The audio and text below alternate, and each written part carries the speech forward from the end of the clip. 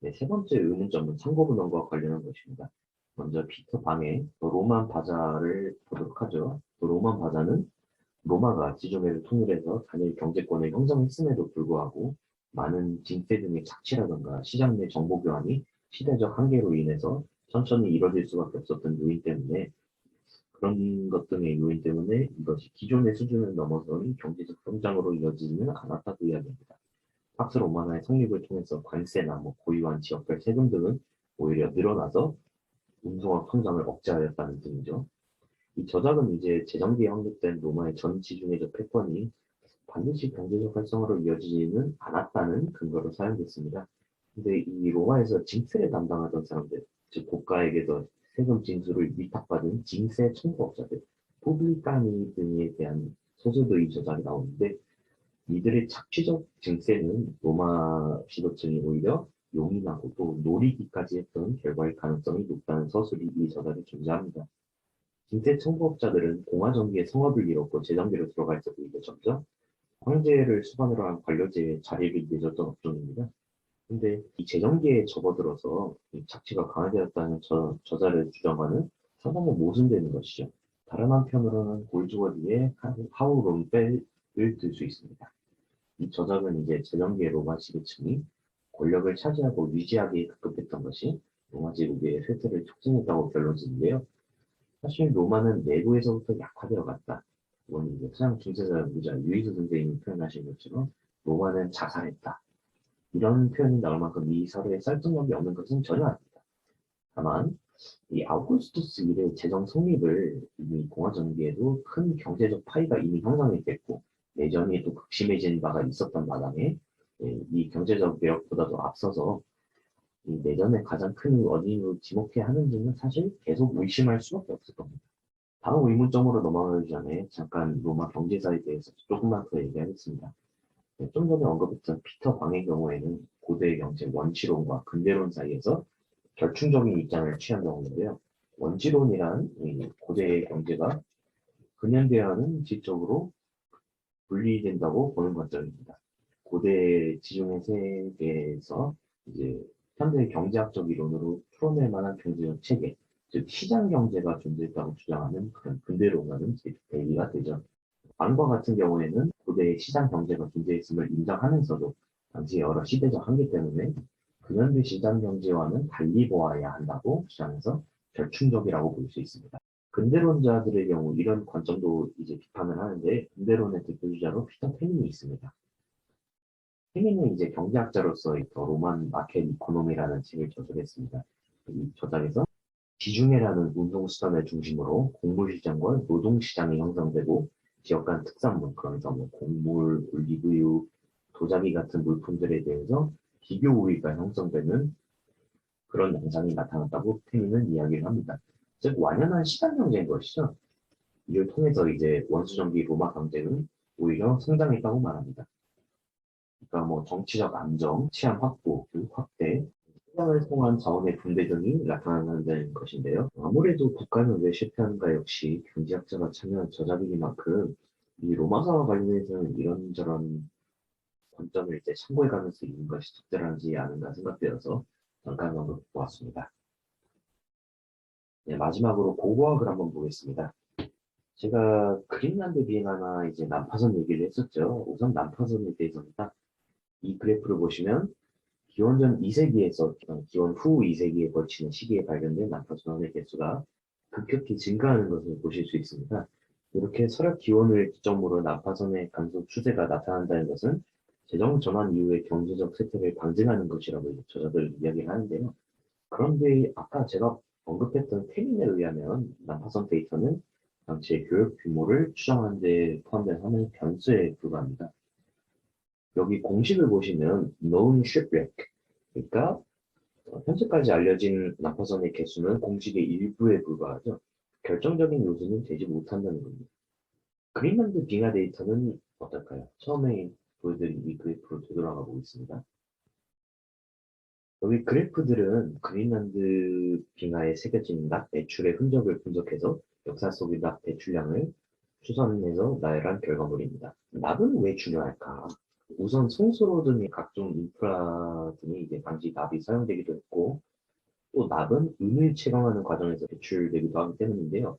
이제 당시 화폐 경제에서 은화가 많이 쓰였죠. 당시에는 은화의 값어치가 그 은화에 사용된 은의 무게의 값어치만큼 그거하고 이제 동일했습니다. 그러니까 실물하고 똑같았다는 거죠. 그래서 이제 납이 중요한데, 이 납 생산량 역시 서력 기원의 전환 시기에 가장 높게 나오지만, 기원 후 1, 2세기, 그러니까 흔히 원주정 시기라고 부르는 이 시기에 경제적 지표가 높게 나오는 것은 사실 이 재정전환이 경제적 쇠퇴를 야기한 주 원인이라고 보는 것에 대한 의문을 제기할 수 있는 근거로도 충분히 쓰일 수가 있겠죠. 그린란드 빙하는 어디까지나 당시 지중해 경제적 쇠퇴라는 현장을 보여주는 정황 증거가 되어줄 부분, 그 쇠퇴가 왜 일어나는가, 그 인과관계 자체에 대한 소명은 되지 못합니다, 사실. 그래서 이제 이것은 데이터만큼 데이터를 해석하는 관점의 중요성이 매우 높은 고대사 연구의 한계에서 벗어나지 못한 것이다. 이 고대사 연구의 한계에서 벗어나지 못한 것이라고도 볼 수 있다라고도 할 수 있을 겁니다. 네, 지금까지 이렇게 국가는 왜 실패하는가가 로마 제국과 간의 개진한 이야기, 그리고 이제 그 한계를 쭉 살펴봤는데요. 제가 볼 때는 지금까지 살펴본 여러 한계점들로 인해서 이 로마 제국과 관련해서 국가는 왜 실패하는가는 큰 설득력을 보이지는 못합니다. 그럼에도 로마의 세락을 제도적 관점에서 접근했다는 점은 평가할 만한 것입니다. 발표 샤이드도 언급했듯이 이제 로마의 세락에 관해서는 1980년대 기준으로도 4여 가지의 학설이 이미 제기된 바 있는데요. 그만큼 새로운 관점의 등장이 항상 환영받을 만한 일은 아닙니다.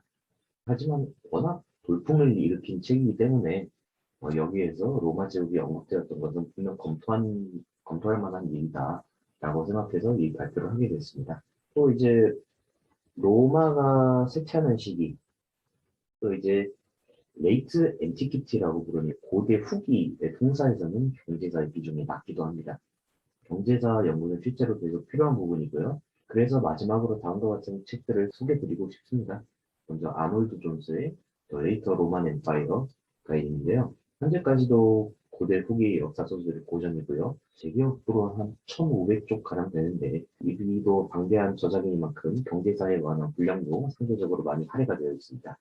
또 피터 브라운의 The World of Late Antiquity가 있죠. 또 다른 고전인데 이 저작은 이제 문화사 서술을 위주 삼아서 제사의 분량은 상당히 적습니다. 이런 경향을 비판한 것이 이제 에이브릴 캐머런의 The Mediterranean World in Late Antiquity가 될 겁니다. 여기서는 다시 문화사 중심의 고대 후기 역사 서술에 대한 반동으로서 좀 더 균형 있게 경제사를 다시금 좀 조명하는 그런 감이 있죠. 고대 후기에 관심이 있으시다면 세 책 모두 읽을만 하고요. 발표의 실제 내용과는 달리 로마가 정말로 왜 실패했는지를 알고 싶으시다면 네, 이 책들을 읽기를 추천드리고 싶습니다. 네, 지금까지 분담명이었고요. 네, 발표 들어주셔서 감사합니다. 우선은 엔칠님께서 이거는 질문이라기보다는 어떤 평을 해주신 것 같네요. 뭐 여기서 분담병님께서 좀 더 첨언하실 말씀이 따로 있으신가요? 사실 고대 후기 조류 같은 걸 보면은 체제가 개방적으로 변했다기보다는 사실 지중해 전역에 걸쳐서 어떤 공통된 어떤 그리스 로마 고전을 향유하고 모두가 라틴어나 그리스어 중에 둘 중에 하나는 할 수 있었다는 점. 그래서 이제 문화의 균일성이 굉장히 이제 고대 후기에 강조되고 있습니다. 엘리트층 사이에는. 사실 그래서 이 히스파니아, 갈리아 뭐 이런 출신 황제들도 분명히 나오긴 했는데요. 이 황제들은 일단 로마의 지배층에 편입된 상태에서 황제가 됐다는 점을 더 크게 봐야 된다고 생각합니다. 그래서 체제가 개방적이 되었다기보다도 일단 어떤 체제의 동질성을 굉장히 많이 추구했기 때문에 나타난 결과가 아닐까 싶네요.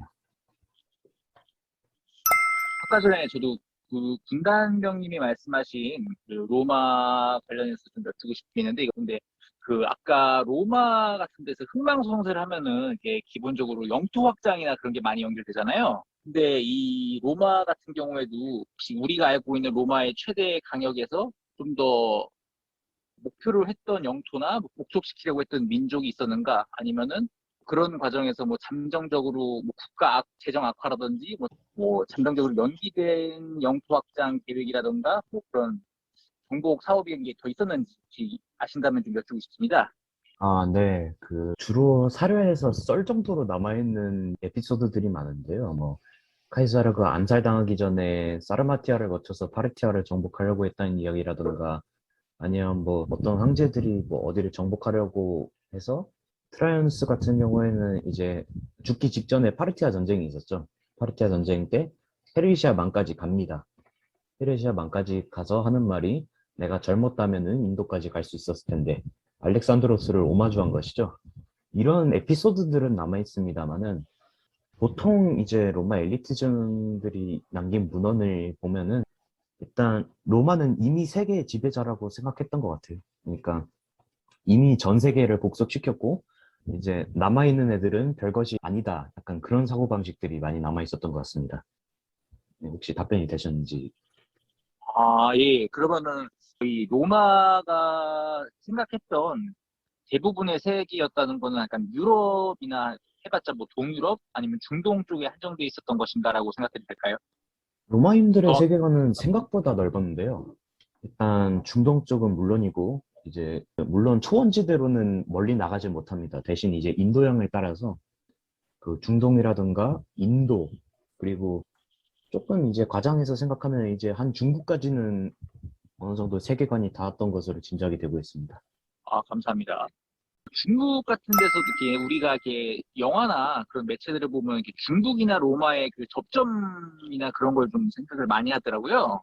근데 중국에서도 반대로 로마의 존재에 대해서 어느 정도 파악을 하고 있었고, 로마도 그런 식으로 이렇게 중국에 대해서 간접적으로도 있었다면은, 혹시 뭐 서로 교류라던가 뭐 이렇게 접점이나 접촉을 하려고 했던 시도 같은 게 혹시 있을까요? 네, 그거랑 관련해서 저도 중국 정사를 몇 편 읽어봤는데, 일단 대진국, 그러니까 로마죠. 로마에서 사신을 보냈다는 기록이 몇 개 남아있긴 합니다. 근데 문제는 그게 이제 로마 측하고 교차 검증이 안 되고 있다는 게 문제라면 문제일 수 있겠고요. 그다음에 후한서에서도 가명이라는 사람을 보냈다고 하죠.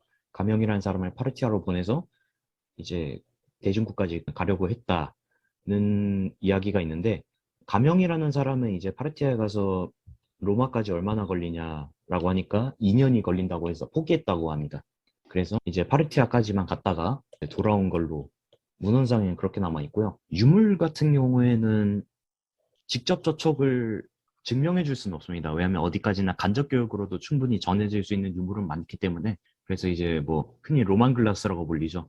레반트에서 만들어진 유리라든가, 중국식 중국의 비단이라든가 그런 교육품들은 남아있긴 합니다만, 아직까지 직접적인 공식적인 그런 직접 접촉을 증명해 줄 만한 그런 자료는 아직은 없습니다. 바다루님께서 질문을 주셨는데요. 해당 책에 인용된 데이터를 보면 각종 데이터의 정점이 재정에서 막 접어든 원수 정식이, 소위 이제 팍스 로마나 시기가 이제 시작되는 부분, 그러니까 이제 데이터가 정점을 찍는데, 완전한 재정으로 접어든 뒤에는 바로 그래프가 하향되는 게 아니라 오히려 정점을 찍고 그 뒤에 하강하는 양상이 나타나는 것으로 보인다. 근데 해당 책에서는 이걸 어떻게 얘기하고 그에 대한 평은 어떻게 되는지 궁금해서 여쭙는다라는 질문을 올려주셨습니다. 솔직히 말하자면 이 책에 그래프는 실려 있지 않습니다. 그래프는 제가 따로 찾아서 이제 PPT에 올려드린 거고요. 이해를 돕기 위해서. 그래프라기보다는 그냥 수치만 딱 하나 언급되어 있고, 그러니까 공화전기에는 난파선이 180척이었는데 몇 세기 후에는 50척으로 격감했다. 이런 서술이 딱 한 구절이 있고요. 그 외에는 원수정 시기의 어떤 급격한 상승에 대해서는 얘기하는 바가 없습니다. 책에는.